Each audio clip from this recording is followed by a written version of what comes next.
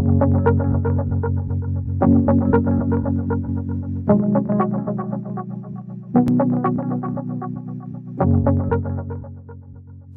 वालेकुम, मेरा नाम सलमान वहीद है। एक मौसर उस्ताद तलबा के सीखने के अमल को मौसर बनाने के लिए मुख्तलिफ टीचिंग स्ट्रेटजीज़ का इस्तेमाल करता है। इनमें से जिस स्ट्रेटजी के बारे में आज हम बात करेंगे वो है inductive deductive approach.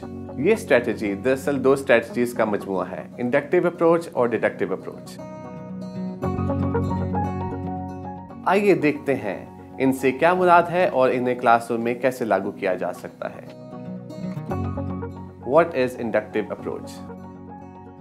Inductive approach में उस्ताद किसी भी कॉन्सेप्ट को स्पेसिफिक से जनरल की तरफ लेकर जाता है, यानी एक खास मुशाहिदे, असूल या कानून की मदद से एक आम कानून अखज़ करता है।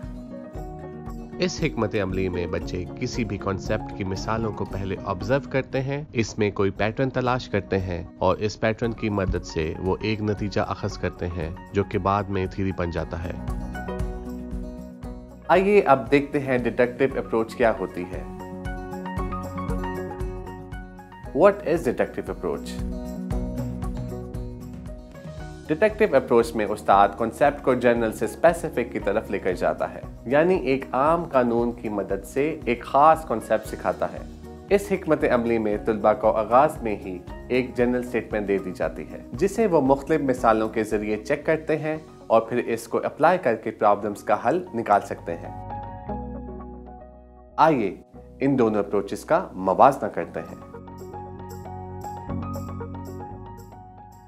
इंडक्टिव अप्रोच में हम स्पेसिफिक से जनरल, कॉन्क्रीट से एब्स्ट्रैक्ट या एग्जाम्पल से फार्मूला की जानिब जाते हैं, जबकि डिडक्टिव अप्रोच में हम जनरल से स्पेसिफिक, एब्स्ट्रैक्ट से कॉन्क्रीट या फार्मूला से एग्जाम्पल की तरफ जाते हैं। ये दोनों एक्टिव लर्निंग अप्रोचेस हैं।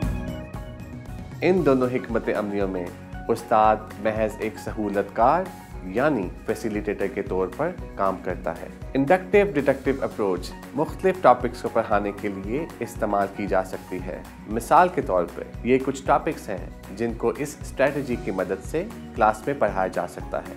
Numbers and operations, information handling, practical geometry, algebra, trigonometry वगैरह। आइए देखते हैं कि क्लासरूम में इन अप्रोचेस को कैसे इस्तेमाल करते हैं।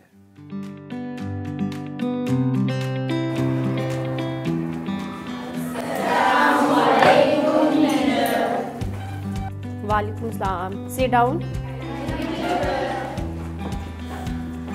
कैसे हैं आप सब? हाँ जी, तो आज के लेक्चर के लिए कौन कौन तैयार है? Very good. आइए शुरू करते हैं आज का सबक।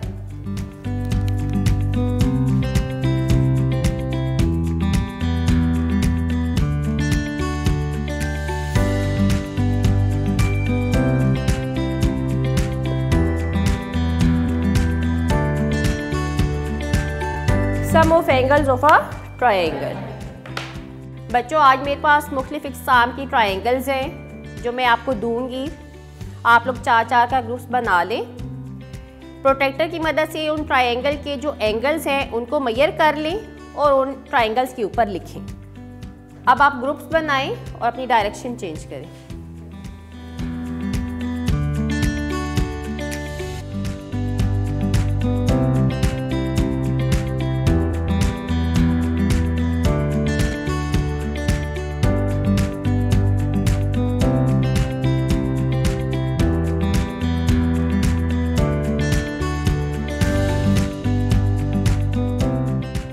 क्या तमाम ग्रुप्स को ट्रायंगल्स मिल गई हैं? तो चले इन एंगल्स की पैमाइश करते हैं।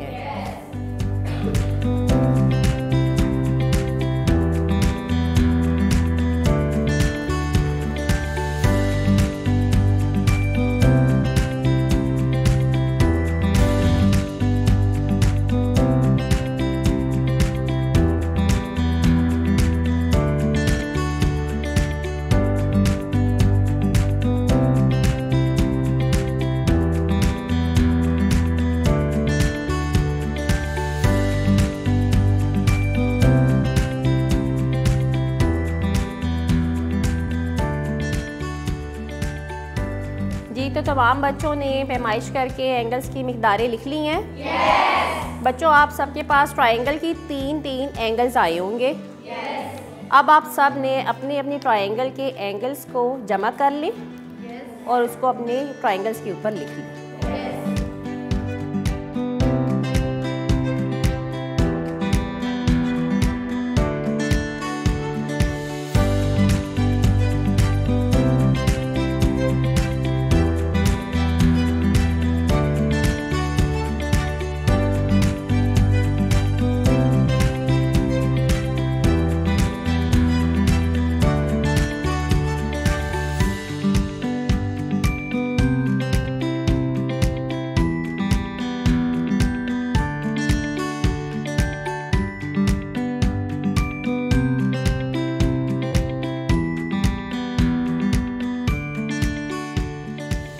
सब बच्चों ने सम ऑफ एंगल्स मालूम कर लिया है? yes. शाबाश। तो कौन बताएगा सम ऑफ एंगल्स क्या आया है? जी आलिया। मैम, तीनों एंगल का सम 180 आया है। 180 आया है? यस। वेरी गुड, बैठ जाए। जी मासूमा, आपका सम ऑफ एंगल क्या आया? मैम, तीनों माउंट का सम 180 है। शाबाश। बाकी सब बच्चों का भी यही आंसर आया है? yes. बच्चों, मैंने आप सबको डिफरेंट टाइप्स की ट्रायंगल्स दी थी। yes. सबके एंगल्स भी डिफरेंट होंगे। yes. यहाँ से हम एक खास पैटर्न देख सकते हैं कि ट्रायंगल कोई भी हो, but sum of angles of a triangle is 180। Is it clear? अब आप सब मेरी तरफ देखें। मैं आपको दिखाती हूँ कि कैसे मुमकिन है कि हर ट्रायंगल के एंगल्स का सम 180 होता है। मैंने एक ट्रायंगल ली, उसके एंगल्स को कट किया,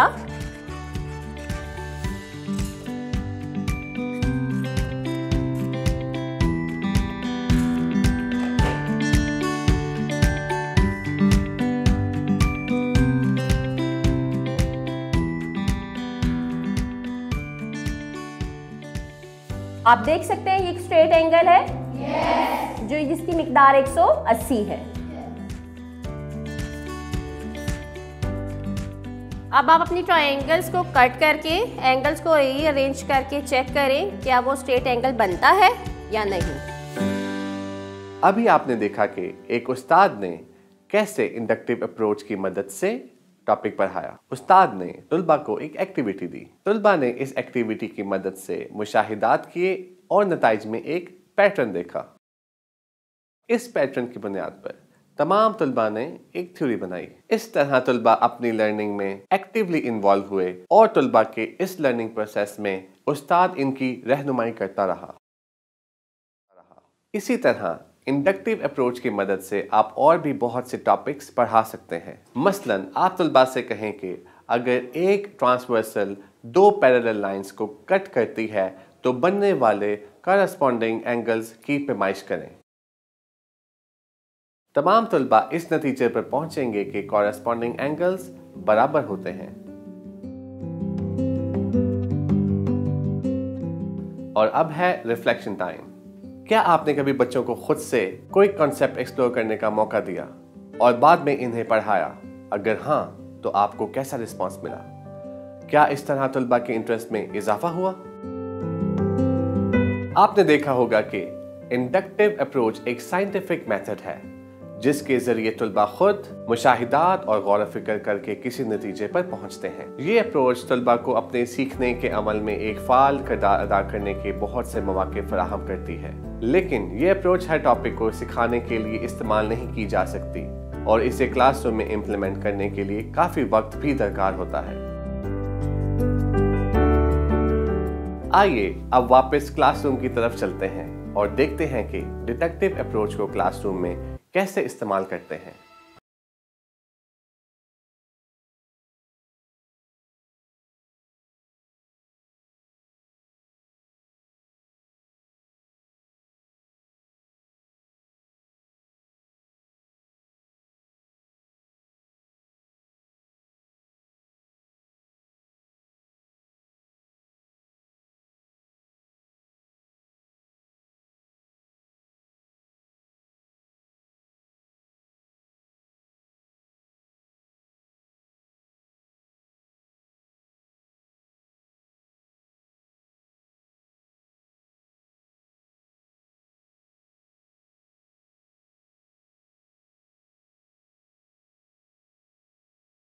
ओके, आमना आप बताएं।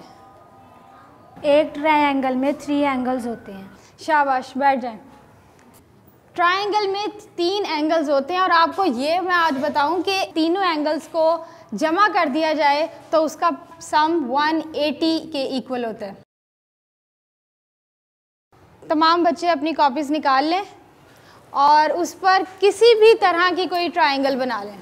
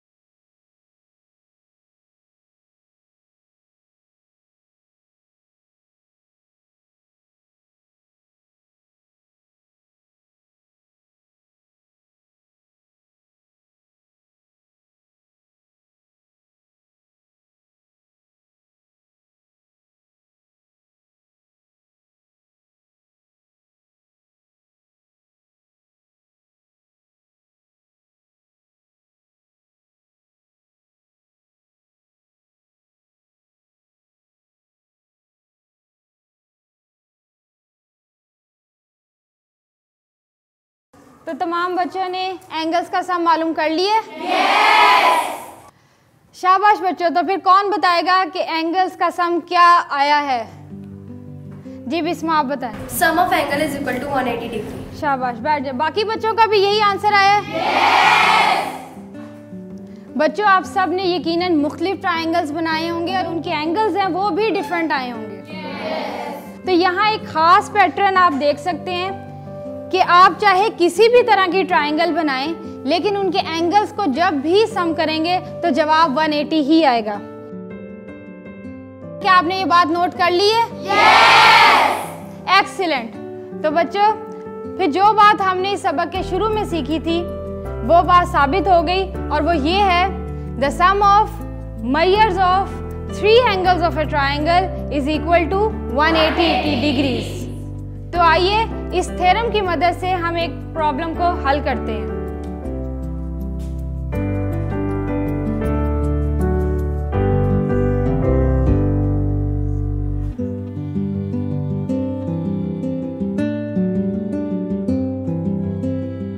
तो बच्चों क्या आप सबने मालूम कर लिया है? आयशा आप आए और बोर्ड पे हल करें।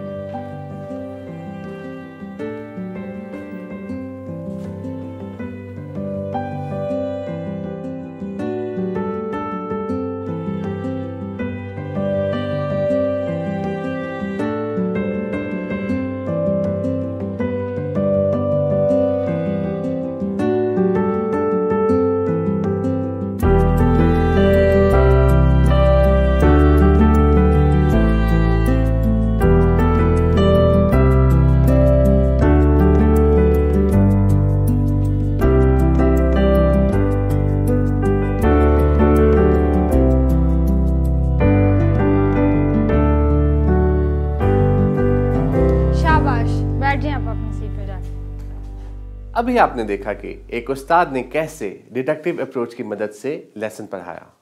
उस्ताद ने तुलबा को शुरू में ही थ्योरी या जनरल स्टेटमेंट से आगाह किया और इन्हें बताया कि किसी भी ट्रायंगल के तीनों एंगल्स को जमा करें तो हमेशा जवाब 180 ही आता है।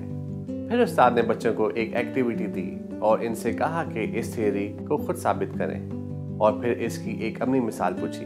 तुलबा ने एक्टिविटी की मदद से इस थ्योरी को खुद साबित किया और एक प्रॉब्लम का हल मालूम किया। इसी तरह डिडक्टिव अप्रोच की मदद से आप और भी बहुत से टॉपिक्स को पढ़ा सकते हैं। मसलन आप तुलबा को डिविजिबिलिटी रूल्स सिखा सकते हैं। आप तलबा को जनरल स्टेटमेंट बताएं कि ऐसे तमाम नंबर्स जो अदद 0 या अदद 5 पर ख़त्म होते हैं वो 5 से मुकम्मल तौर पर तकसीम होते हैं। फिर आप तलबा से पूछ सकते हैं कि क्या नंबर 4135 नंबर 5 से मुकम्मल तौर पर तकसीम हो सकता है, और तलबा डिविजिबिलिटी रूल की मदद से जवाब देंगे कि चूंकि नंबर 4135 में आखिरी अदद 5 है, इसलिए ये 5 से मुकम्मल तौर पर तकसीम हो सकता है। इसे साबित करने के लिए तलबा 4135 को 5 से तकसीम करके देखेंगे कि क्या वाकई जीरो रिमाइंडर है। इसी तरह अलजबरा की क्लास में आप मुख्तलिफ फार्मूले डिडक्टिव अप्रोच से मुतारिफ करवा सकते हैं और इनकी एप्लीकेशन करवा सकते हैं।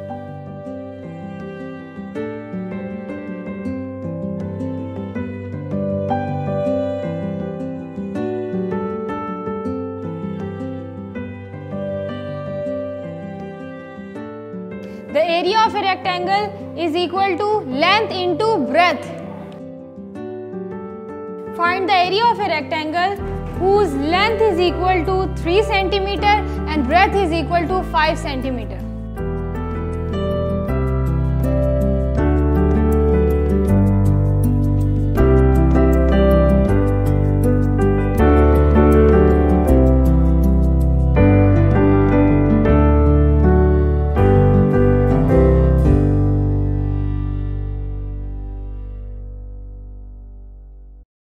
क्या आपने देखा कि डिडक्टिव अप्रोच के इस्तेमाल से उस्ताद ने कैसे तलबा से मौसर तरीके से प्रॉब्लम सॉल्विंग करवाई।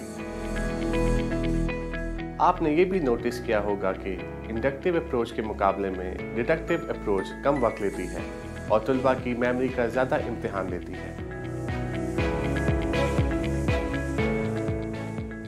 अब है रिफ्लेक्शन टाइम।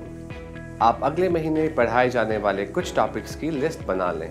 गौर करें कि इन टॉपिक्स में से कौन से टॉपिक्स आप इंडक्टिव अप्रोच के ज़रिए बेहतर तौर पर पढ़ा सकते हैं और कौन से डिडक्टिव अप्रोच के ज़रिए बेहतर तौर पर पढ़ा सकते हैं। अपने ख्यालात अपने साथी असातिज़ा के साथ शेयर करें। मोहतरम असातिज़ा, तो आज हमने सीखा कि इंडक्टिव डिडक्टिव अप्रोच क्या होती है और इसे कैसे एक लेसन में इम्प्लीमेंट किया जा सकता है। ये मुकम्मल तौर पर आप पर मुनहसर है कि आया आप किसी टॉपिक को इंडक्टिव अप्रोच के इस्तेमाल से सिखाते हैं या डिडक्टिव अप्रोच के, या इन दोनों को मिलाकर इस्तेमाल करते हैं। आप स्टूडेंट लर्निंग आउटकम की बिना पर, यानी इस बिना पर कि आप इस लेसन से बच्चों को क्या सिखाना चाह रहे हैं, एक मौसर स्ट्रेटजी का इंतखाब कर सकते हैं। हमें उम्मीद है कि आपको इंडक्टिव डिडक्टिव अप्रोच समझ आ गई होगी और आप इसे अपनी क्लासरूम में एक इफेक्टिव टेक्निक के तौर पर ज़रूर इस्तेमाल करेंगे। अब आपके लिए एक एक्टिविटी है। आप इंडक्टिव डिडक्टिव अप्रोच पर मबनी एक लेसन प्लान तैयार करें। ये लेसन प्लान आपकी क्लास में आने वाले टॉपिक्स में से किसी भी टॉपिक पर मबनी हो सकता है। दोनों अप्रोचेस से मुतल्लिक़ मसाले तलाश करें और इन्हें लेसन प्लान में शामिल करें। अपने लेसन प्लान अपने हेड टीचर और साथी असातिज़ा के साथ शेयर करें। शुक्रिया।